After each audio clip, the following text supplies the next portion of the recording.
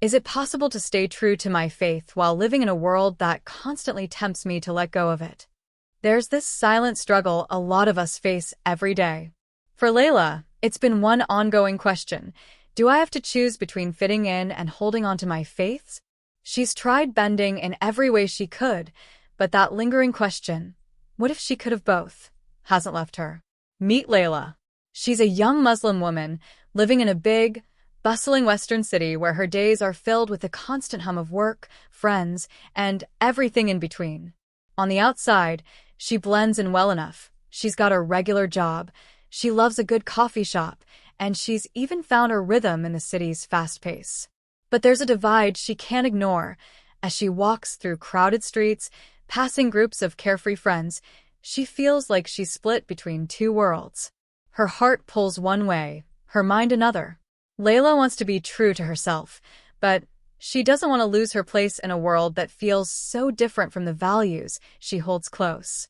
It's not just one big moment that shakes Layla, it's the everyday things, the small moments. Like when she chooses her outfit each morning, balancing modesty with fitting in. Or how she gently slips away from gatherings to find a quiet corner and pray. She never makes a fuss about it, but each time she does, she catches a few glances from others, sometimes confused, sometimes curious, and other times, she can't help but feel judgmental.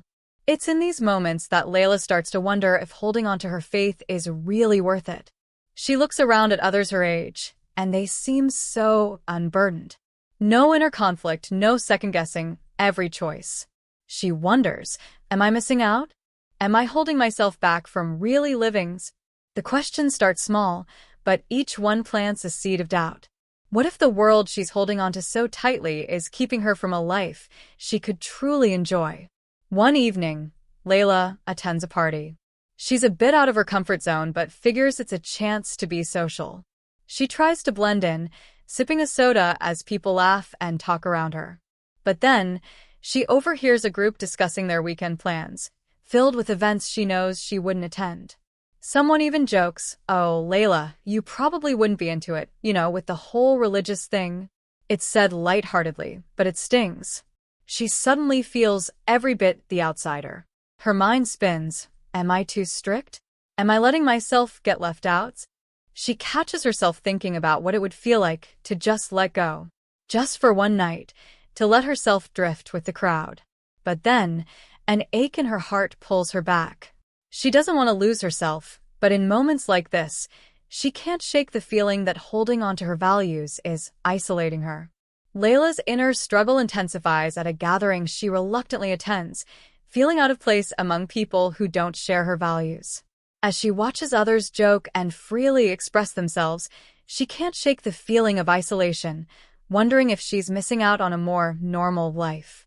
She starts to question if all this self-imposed restraint is worth it, thinking, maybe I'm just making things harder on myself. Her friends invite her to join in, but there's a wall she can't seem to cross. This event stays with her, lingering in her mind long after she leaves, deepening her doubts about whether her faith is holding her back from really living. The next day at work, those same doubts weigh on her. She already feels singled out after her experience at the party, and now, each time she steps out to pray, she feels more self-conscious. She's almost certain her colleagues notice the moments she takes to slip away, perhaps even question her commitment to her work. The glances, the whispers, whether real or imagined, begin to wear on her. She starts wondering if it's easier to just stay silent about her needs, not to disrupt the flow or draw attention. Layla hesitates, feeling torn between her responsibilities to her faith and the fear of standing out. Her resolve is weakening bit by bit. Later, when she gets home, Layla opens her social media, hoping for some distraction. But as she scrolls, it feels like everyone else is living life freely, unburdened by the constant questioning she faces. She sees friends out at new restaurants, concerts, traveling, all with smiles on their faces. Each image makes her feel like she's watching life pass her by, trapped by the choices she's made. A pang of envy hits her. She wonders if she'll ever feel that lightness, that freedom. She starts to ask herself, what if I just let go of some of these rules? Would that make life easier? Social media, once her escape, now feels like another reminder of her inner conflict. Layla feels the weight of her struggles pressing on her chest, so she reaches out to Sarah, the only friend who might really understand what she's going through. They meet up at a quiet coffee shop, tucked away from the bustling streets. Layla stirs her tea, her eyes downcast, the words building up but feeling too heavy to say. Sarah, do you ever feel like you're always stuck between two worlds? Layla finally asks, her voice barely above a whisper. Sarah looks at her knowingly, a small, understanding smile on her face. More than you can imagine, Layla. Sometimes I feel like I have to play two different roles, one at home with my family and another out here, in this world that doesn't always get us. Layla lets out a shaky breath.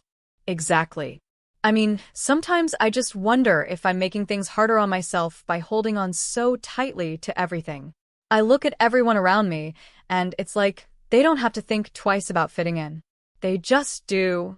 Sarah's expression softens, and she reaches across the table, giving Layla's hand a gentle squeeze. I get that. But, I tried letting go a bit a few years ago. Tried to blend in more, be less obvious about my beliefs. Sarah's face grows thoughtful as she recalls her own struggles. It felt easier at first, but I realized I was losing parts of myself. It wasn't just about blending in anymore. I felt like I was disappearing. Layla nods, resonating deeply with every word. So, what did you do? Sarah smiles, but there's a hint of sadness in her eyes. I had to find my own way to be at peace with both. It took time and honestly, I'm still figuring it out. I started small, like finding places where I could pray without feeling self-conscious. I learned to look for friends who understand me, or at least respect me, like you do. Layla listens closely, hope flickering in her heart. But don't you ever feel torn? Like no matter what you choose, you're leaving part of yourself behind. All the time, Sarah admits, a bit of vulnerability slipping through. But I try to remind myself that I don't have to fit into a perfect mold to be true to myself. The world can make us feel like we need to choose, but maybe we can create a space where we don't have to. They both sit in silence for a moment, letting the weight of Sarah's words sink in. For the first time in a long time, Layla feels a glimmer of clarity, a sense that perhaps she isn't as alone as she thought. Maybe, just maybe, there's a way to navigate both worlds without losing herself. Later that evening, Layla sits alone in her dimly lit room, the weight of everything pressing on her heart. The conversation with Sarah has stayed with her, lingering in her mind, stirring emotions she hasn't felt in a long time. She picks up her Quran, her fingers brushing over the familiar cover as if finding solace in its touch. She hesitates, almost afraid of what she might or might not find within its pages, but something in her urges her on. She whispers a quiet prayer, asking Allah for guidance, for clarity. Her fingers flip through the pages until they settle on a verse in Surah Al-Baqarah, verse 286. She begins to read, and as the words sink in, her heart clenches. The translation echoes in her mind. Allah does not burden a soul beyond that it can bear. Quran 2:286. Layla's vision blurs as her eyes fill with tears. She reads the verse again, feeling the weight of each word as if Allah himself is speaking directly to her heart. This time, the words don't just feel like ink on paper. They feel like a lifeline, a reminder that she's not alone in this struggle, that every challenge she faces has been given to her because she has the strength to handle it. A tear rolls down her cheek, then another, until they're flowing freely. She clutches the Quran to her chest, her heart swelling with a mixture of relief, gratitude, and newfound courage. For so long she'd felt isolated in her struggle, trapped in a constant tug-of-war between faith and fitting in. But in this moment she realizes that her faith isn't a burden, it's her source of strength. She speaks softly to herself, her voice barely a whisper but filled with determination. Allah knows my struggles. He understands the challenges I face. If He believes I can bear this, then I can. The words feel like a balm, soothing her heart, steadying her spirit. She feels a warmth, a peace she hasn't felt in a long time. And in that quiet moment she decides that her journey doesn't need to be about choosing one world over the other. Instead, it's about finding a way to honor her faith while living in this world, a way to walk her own path with dignity and conviction. With a renewed sense of purpose, Layla wipes her tears. She knows the journey ahead won't be easy, but now she feels a sense of inner strength, a clarity that she hadn't felt before. She feels as if Allah Himself has wrapped her in reassurance, reminding her that she is enough just as she is, and that her faith will carry her through, even when the world feels heavy. After that emotional night, Layla feels a profound change within herself. There's a quiet confidence in her steps as she goes about her day, a sense of peace she hasn't felt in a long time. She begins to see her faith, not as something separating her from the world, but as something that grounds her in it. The verse from the Quran, Allah does not burden a soul beyond that it can bear, stays with her like a reassuring whisper, reminding her she's capable of navigating this path, no matter how challenging it might be. At work, when her co-workers glance her way as she slips off to pray, she no longer feels the familiar pang of embarrassment or the urge to explain herself. Instead, she simply smiles to herself, knowing she's doing what feels right in her heart. And when the party invitations come in, she's no longer afraid to set boundaries, politely declining events she knows wouldn't bring her peace. She realizes that true friends like Sarah will support her decisions, and those who don't understand don't need to be part of her journey. Social media is still there with its endless scroll of seemingly carefree lives, but Layla has a new perspective now. She no longer compares her life to those filtered images.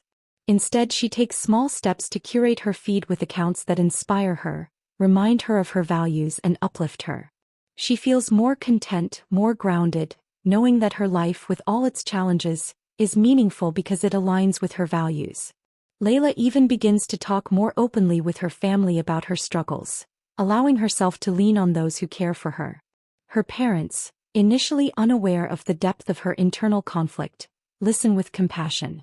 They share their own stories of similar challenges they faced, and for the first time, Layla feels truly seen and understood. She reflects on her journey, grateful for the strength her faith has given her. She now understands that being true to her beliefs doesn't mean shutting herself off from the world. It means moving through it with purpose. She realizes she can embrace modern life, choose what aligns with her values, and let go of what doesn't. And with that newfound clarity, Layla feels empowered to continue her journey.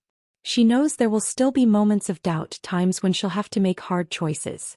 But now she feels ready to face them, confident in her identity and secure in her faith.